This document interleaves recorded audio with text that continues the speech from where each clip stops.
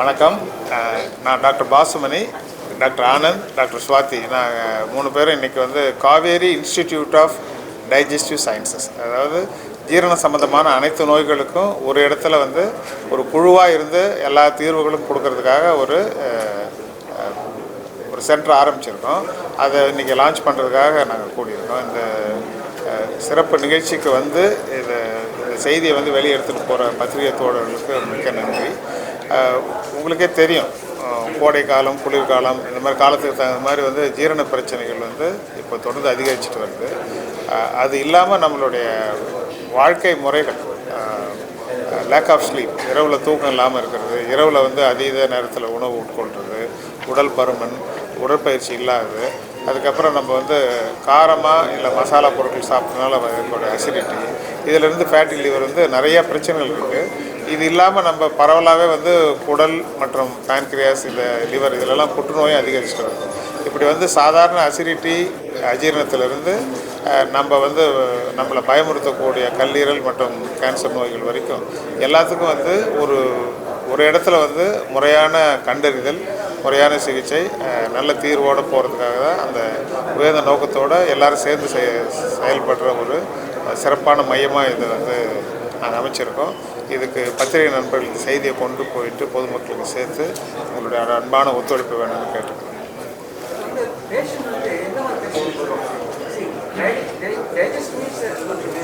ஆமாம், இப்போ டைஜஷன்னாக்கா நமக்கு அது நெஞ்செரிச்சல் இருக்குது இல்லைங்களா? நெஞ்செரிச்சல் எது கழிக்கிறது நமக்கு சுலபமாக தெரியும். பட் சில பேருக்கு தொண்டையில் கட்டை போட்ட மாதிரி அடைக்கிறது, குரல் மாறுறது, இது கூட டைஜஷன் இருக்குது. அதனால் வந்து உங்களுக்கு ஏதாவது வந்து ஜீரணத்தில் வந்து இங்கே இது அதே மாதிரி கீழே வந்து மலைப்பழக்கம் இருக்குது. இப்போ மலம் போகிறதுல நமக்குன்னு ஒரு ரொட்டீன் இருக்கும். டெய்லி போயிடுவோம், இல்லை 2 நாளைக்கு ஒரு அந்த ரொட்டீன் மாறும்பொழுது, இல்லை வந்து வயிறு வலித்து நீடிக்கும் போது, வயிறு ஊசம், மலத்தில் வந்து ரத்தம் கலந்து வர்றது, இல்லை ரத்த இழப்பு வந்து நமக்கு காரணம் இல்லாமல் திடீர்னு டயர்டாகிறோம், மூச்சு வாங்குது. அப்போ வந்து ஜீரண மண்டல நோய்கள் வந்து நேரடியாக தெரியாமல் சுற்றி வளைச்சி கூட வரும். இப்போ நம்ம என்ன நினைப்போம், நம்ம மூச்சு வாங்குது, டயர்டாக இருக்கோம், சத்து கருவணும், கடலில் பார்த்தா பிரச்சனை வந்து வயிறுலையோ இல்லை குடல்லையோ இருக்கலாம். அதனால் உங்களுக்கு சந்தேகம் இருந்ததுன்னாக்கா உங்களுடைய குடும்ப மருத்துவரையோ இல்லை எங்களை மாதிரி வந்து ஸ்பெஷலிஸ்டாக இருந்தால் கூட வந்து பேஷண்ட்டுக்கு என்ன பிரச்சனைன்னு ஜென்ரலாக பார்க்குற அந்த நல்ல அனுபவம் அந்த மருத்துவரை நீங்கள் அணுகுனாக்கா தக்க வழிகாட்டுங்க. ஆமாம், இப்போ கேன்சர் வந்து இந்த உடம்புலேயே வந்து ஜீரண மண்டலம் தான் அதிகமாக வரும். ஏன்னா பெரிய மண்டலம் இல்லைங்களா? வாயில் ஆரம்பித்து உணவு குழாய், இரைப்பை, கணையம், கல்லீரல், சிறுகுடல், பெருங்குடல், ஆசனவாய், எங்கே வேணாலும் கேன்சர் வரும். இப்போ ஹார்ட் டிசீஸ்னாக்கா ஹார்ட்டில் அவ்வளோ கேன்சர் வராது. ஸோ கேன்சர்னு நம்ம பயப்படக்கூடிய ஃபீல்டு வந்து மெயினாக வந்து கேஸ்ட்ரோஎன்டராலஜியும் இந்த பண்ணணும். அந்த பயம் இருந்தாலும் வர வேண்டியது எங்கள் கிட்ட தான். ஆமாம், லிவர் டிரான்ஸ்பிளான்ட்லாம் இந்த டிபார்ட்மெண்ட். இப்போ கல்லீரலுக்காக சிறப்பாக அதுக்குன்னு பயிற்சி எடுத்துகிட்டு அந்த நோய்களுக்கு வந்து சிறப்பு கவனம் கொடுக்கணும். எல்லோரும் ஒரு டீமாக இருக்கும்பொழுது அவங்களுக்கு ஒரு உதவி தேவைப்படும் போது நாங்கள் இருக்கோம், எங்களுக்கு உதவி தேவைப்படும் அவங்க வராங்க. அப்புறம் பேஷண்ட்டுக்கு வந்து சீம்லெஸ்னாக்கா எந்த விதமான இடைஞ்சலும் இல்லாமல் ஒரு ஒட்டுமொத்தமான ஒழுங்கான சிகிச்சைக்கு வந்து நாங்கள் உத்தரவாதம்.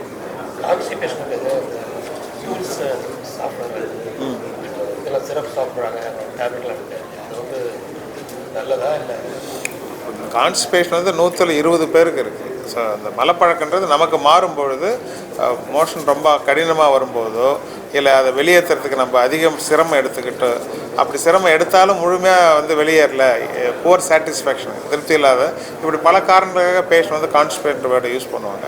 எந்த கான்டெக்ஸ்ட், இப்போ வந்து 20-30 வயசு நபருக்கு வந்து அவங்க டயட்டிங்கில் போகிறாங்க, காய்கறிலாம் குறைச்சிட்டாங்க, தூக்கம் இல்லைன்னாக்கா அது வந்து சிம்பிள் கான்ஸ்டிபேஷன். இப்போ 60-70 வயசு நபருக்கு வந்து அந்த மலச்சிக்கலோடு வந்து ஆசன வாயில் வலி, வெடிப்பு, இல்லை ரத்தம் வருது, இல்லை உடம்பு எடை குறையுது, வயிற்று வலி அதிகமாகுது, ரத்தம் சேதமாகுதுன்னு வந்து இதெல்லாம் வந்து நம்ம அபாய எச்சரிக்கைன்னு சொல்லுவோம். சிவப்பு கொடியும், ரெட் ஃப்ளாக். அந்த மாதிரி ஒரு நபருக்கு வந்து ஒரு மலச்சிக்கல் கூட வேறு என்னென்ன அவங்க உடம்பை சுற்றி குடலை சுற்றி வேறு உபாதைகள் இருக்கிறதான்றதை பொறுத்து அதனுடைய வெயிட்டேஜ் அதிகமாகும். சிம்பிளாக இருந்தாக்கா நம்ம வந்து நீர், நார் சத்து, உடற்பயிற்சி, அது அப்புறம் நம்ம மலச்சிக்கலை உருவாக்கக்கூடிய மருந்துகள் இருந்தாக்கா அதை தவிர்க்கணும். அப்படி கொண்டு போயிடலாம். பட் வந்து நாள்பட்டு இருக்குது, இப்போ அதிகமாக இருக்குது, வேறு சில சமீக எடை குறைப்பெல்லாம் வருதுனாக்கா அவங்களுக்கு வந்து அதான் சொல்கிற வாய்ப்பச்சை அவங்களுடைய ஏஜ் மற்ற கண்டிஷன்ஸை பொறுத்து நம்ம சிம்பிளான மெடிசன் வேண்டுமா இல்லை வந்து டெஸ்ட் பண்ணி பார்த்துட்டு என்னென்னு கண்டுபிடிச்ச வைத்தியம் பண்ண. அதுதான் வந்து என்னென்ன சொல்கிறேன்னாக்கா, எல்லாருக்கும் எல்லாத்தையும் பண்ண அவசியம் இல்லை. சிம்பிளானவங்களுக்கு சிம்பிளான மருந்து கொடுக்கணும். கொஞ்சம் வந்து ஆபத்தாக உள்ளவங்களுக்கு சிம்பிளாகவே ட்ரீட்மெண்ட் கொடுத்து தள்ளி போகக்கூடாது. ஒரு சில நேரத்தில் அங்கே ஒரு 10 சென்டிமீட்டர் மேலே ஒரு கட்டி இருந்து அது நம்மளுடைய அடைப்பினால மலச்சிக்கல் வரும். 60 வயசு நபருக்கு திடீர்னு அந்த மாதிரி ஆகுது, ரத்தம் கம்மியாக இருக்குனாங்க, நம்ம குயிக்காக ஒரு சின்ன டெஸ்ட் பண்ணி அது இருக்கா இல்லையான்னு கண்டுபிடிக்கணும். நான் பார்த்துருக்கேன். அவங்களுக்கெல்லாம் வந்து 3 மாதம் 6 மாதம் வந்து இந்த மலம் இலகிற மருந்து கொடுத்துட்டு நம்ம தள்ளி போடக்கூடாது. அதாவது செய்யத்தக்க செய்யாமையும் கடும், செய்ய வேண்டியதை செய்யாமல் விடுறதும் தப்பு.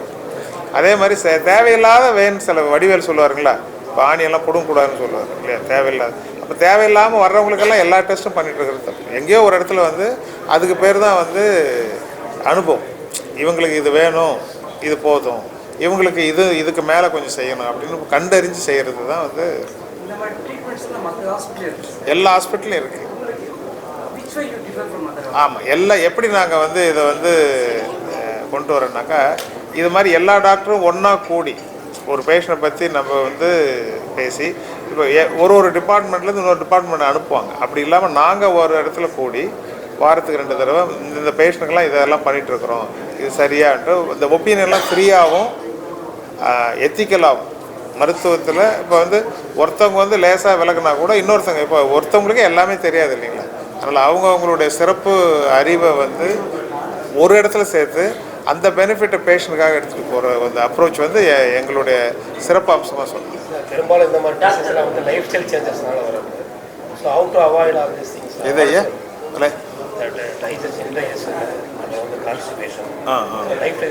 ஆமாம், அதுக்கு தான் நான் என்னுடைய உரையில் ப்ரிவென்ஷன் சொன்னீங்களே. ஏன்னா வியாதி வந்து வைத்தியம் பார்த்து அதுக்கப்புறம் தான் நல்லா ஆக்கணுன்றது டாக்டரோட நோக்கமாக இருக்கக்கூடாது.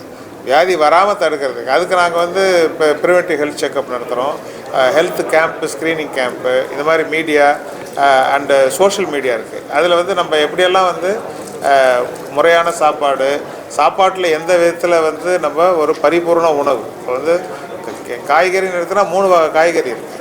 ஒன்று வந்து க்ரீன் லீஃபி வெஜிடபிள்னு சொல்லுவாங்க, கீரை, முட்டைக்கோசு, அதெல்லாம் அதில் வரும். இன்னொன்று வந்து டியூபர், பூமிக்கு அடியில் வேலை இருக்குது. இப்போ கேரட்டு, பீட்ரூட்டு, முள்ளங்கி, இதெல்லாம் அதில் வரும். இன்னொன்று வந்து அதர் வெஜிடபிள், வெண்டைக்காய், அவரைக்காய், கத்திரிக்காய், வாழைக்காயிலேருந்து வரும்.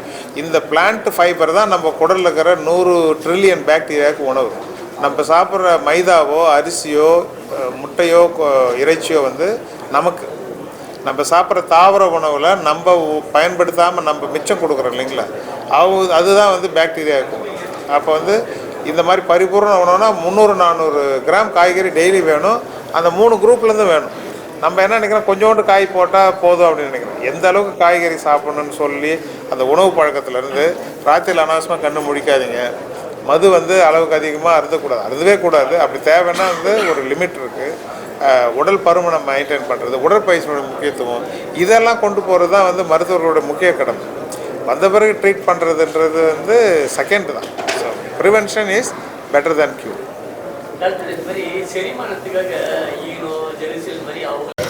அவர் என்ன அரவிந்த் சார் கூப்பிட்டாரு, அப்படி கூப்பிடக்கூடாது, அரவிந்த் அதே மாரி கூப்பிடுங்க. நான் 1984 ஸ்டான்லியில் ஃபஸ்ட் இயர் ஜாயின் பண்ணப்போ திருச்சியிலேருந்து வந்தேன். நான் அந்த திருச்சியில் தமிழ் மீடியம் ஸ்கூல்லேருந்து படிச்சுட்டு ஸ்டான்லியில் மெடிக்கல் காலேஜ் தான் ஹாஸ்டலில் ஜாயின் பண்ணுறது வந்து, ஸ்டான்லி ஹாஸ்டலில் எவ்வளோ பேர் இருந்தீங்கன்னே தெரியல. It's not an easy experience. And particularly I was very young at the time. It was so difficult and taunting.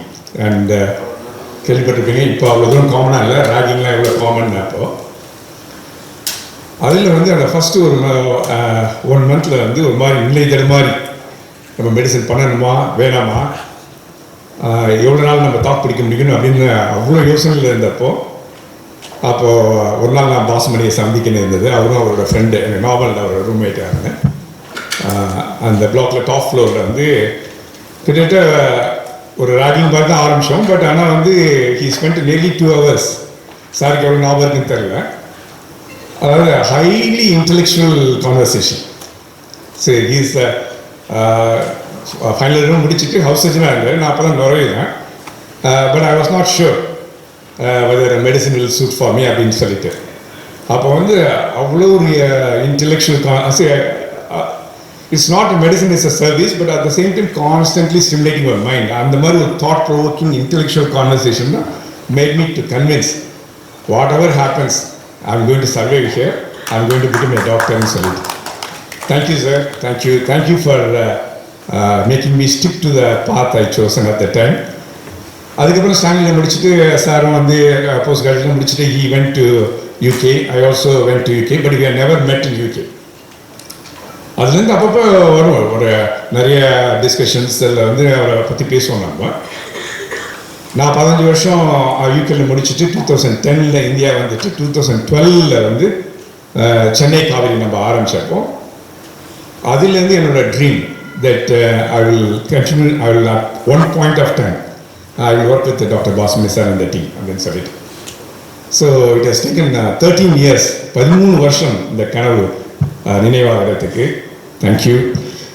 And doctor Anand வந்து from 2014 I think I started speaking to him. ஏன்னா இப்போ சொன்ன மாதிரி ஒரு குன்னக்குடி வைத்தியநாதன் வயலின் மாதிரி doctor ஆனந்தோட அந்த endoscopy skills வந்து I know சென்னையில் வந்து அப்பயே அவ்வளோ அப்ரிஷியேட் பண்ணாங்க. ஸோ அப்பயும் ஆனந்த் ஒரு 4 தடவை பேச போனாங்க. But Anand at one stage of then I realized வந்து டாக்டர் பாஸ்மணி சார் வந்து அவரும் வருவார் அப்படின்னு சொல்லி. But it's a blessing that today both of you are with us, and of course we have got the Dr. Swati and Dr. Swaminathan and Dr. Satish Anand already in Vadapalani, and all of it, Dr. Arvind, Dr. Vadivel Kumaran, Dr. Tennerson, and Radio Roller, Dr. Piyush, Dr. Harris, everyone is there. So God has been kind and I am grateful to everything. But sir சொன்ன மாதிரி ஒரு patient வந்து இப்போ நான் orthopaedic surgeon, why I didn't choose medical science, அதாவது ஒரு கார்டியாலஜியோ இல்லை ஈவன் கேஸ்ட்ரோவோ எடுக்கலைன்னா orthopaedics is relatively straightforward simple. பட் அதுலேயே நான் அன்றைக்கி வந்து ஒரு அவார்ட் ரவுண்ட்ஸ் பண்ணேன்னா நீ ரீப்ளேஸ்மெண்ட்டுக்கு நான் எக்ஸ்பிளைன் பண்ணுறப்ப நான் சொல்கிறேன், நான் வந்து ஒரு நீ ரீப்ளேஸ்மெண்ட் வந்து டாக்டர் சொல்லுவாங்க, டாக்டர் நான் உங்களை நம்பி தான் வந்திருக்கேன், நீங்கள் தான் பார்த்து கொடுக்கணும் அப்படின்னு சொல்லிட்டு நான் சொல்லுவேன் வந்து நான் ஒரு பார்ட் ஆஃப் 35 member டீம் அப்படின்னு சொல்கிறது. அப்படின்னா 35 member டீம் நான் நினச்சேன், நீங்கள் உங்களுக்கும் அந்த 35 member டீம் சொன்னீங்க. ஸோ அந்த ஒரு நீ ரீப்ளேஸ்மெண்ட்டுக்கு வந்து வரப்பயே அந்த 35 member டீம் தேவைப்படுது. Outcome surgery is a technique, pre operative anaesthesia, post operative pain, ICU care, occupational therapist, physiotherapist, nursing, everything. Then discharge அப்போ பில்டிங்லேருந்து எல்லாமே ஒரு 35 பேர் சேர்ந்த குழு வந்து எல்லாம் ஒன்றா ஒரு சிம்பனி மாதிரி இயக்குனா தான் அவங்களோட அவுட்கம் நல்லா இருக்கும். ஸோ பாஸ்மணி சார் அந்த idealistic, it's not idealistic, it's practical. It's we are practising in Kaveri அது ஃபேமிலி ஹாஸ்பிட்டல்ங்கிறப்போ ஒரு பேஷண்ட் வந்தப்போ சரி இவர் வந்து கேஸ்ட்ரோ பேஷண்ட், இவர் ஆர்த்தோ பேஷண்ட், இவர் லிவர் பேஷண்ட் அப்படிங்கிற மாதிரி இல்லாமல் what is this difficulty, why he has come, சரி he has not come organ ஸ்பெசிஃபிக்காக எனக்கு இது அதுன்னு சொல்லிட்டு அவருக்கு ஒரு ஃபங்க்ஷனல் ப்ராப்ளம் இருக்குது, எனக்கு வந்து டைஜஷன் பிரச்சனை இருக்குது, இல்லை எனக்கு வந்து ஜாண்டிஸ் இருக்குது, இந்த மாதிரி see it reflects on the function. அதுதான் that's what we should focus on. அது one of the things I learned in UK when I went there. Even the MS ortho முடிச்சுட்டு போகிறப்ப கூட வந்து we straightaway start focusing on the disease, எங்கேருந்து வருது அப்படின்னு, I mean organ அப்படி இல்லாமல் the patient has come with pain, but the pain address பண்ணுங்க. உடனே you start doing all the other things. இல்லாமல் you have to address the pain. If the patient is coming with the breathlessness, you have to put the oxygen mask. So இந்த மாதிரி what the patient has come for அதை வந்து address பண்ணுவோம். அதை function, what is the result on the function அப்படின்னு சொல்கிறது, அதை treat பண்ணு சொல்லிட்டு. அதுமாதிரி Kaveri institute of digestive diseases அந்த லிவர் ஹெப்படோபைலிங்கிறது it is you can start picking up each and individual organs, but does the patient want that actually அப்படின்னா அப்படி எனக்கு தெரியாது சார் டாக்டர் நான் வந்திருக்கேன் எனக்கு சரி பண்ணுங்க அவ்வளோதான். இந்த மாதிரி ஒரு ஹோல்சம் எக்ஸ்பீரியன்ஸ் அந்த treatment is fundamental. And I mean whenever I speak to a lot of young doctors who become specialists and all, they are very specific. No, doctor, I won't do this. I will do only this. I will do only this. No, the patients don't come like that, right? They come with multiple problems, right? Even at my outpatients, I see a lot of patients are coming with a shoulder pain. It may be the cardiac pain. So, ஒரு குழுமமாக function பண்ணுறப்ப தான் அது வந்து பேஷண்ட்ஸோட benefit. அதனால தான் many times பார்த்தீங்கன்னா some super star specialist இருப்பாங்க, அவங்கள விட ஒரு டீமே ஒரு சூப்பர் ஸ்டார், ரைட்? ஒரு everybody has got an individual talent.